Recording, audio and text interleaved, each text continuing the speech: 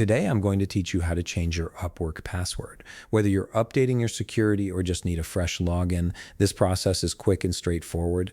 Let's get started. First, open your web browser and navigate to upwork.com. Once you're on the home page, go ahead and log into your account. After logging in, you'll be taken to your Upwork dashboard where you can manage all aspects of your account. Now look toward the upper right corner of your screen. You'll see your profile icon there. Click on it, and a drop-down menu will appear with several options. From this menu, select Account Settings. This is where you can control various aspects of your Upwork profile and account preferences. Once you're in the Account Settings area, direct your attention to the left panel. Here you'll find different categories for managing your account. Click on Password and Security.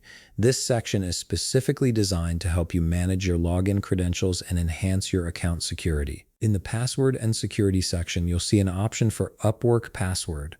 Next to it, there's a button that says Change Password. Go ahead and click on it.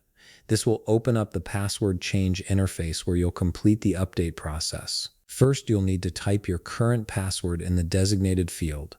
This is a security measure to verify that you're the authorized account holder making this change. Make sure you enter it correctly to proceed to the next step. After entering your current password, you'll see a field for your new password.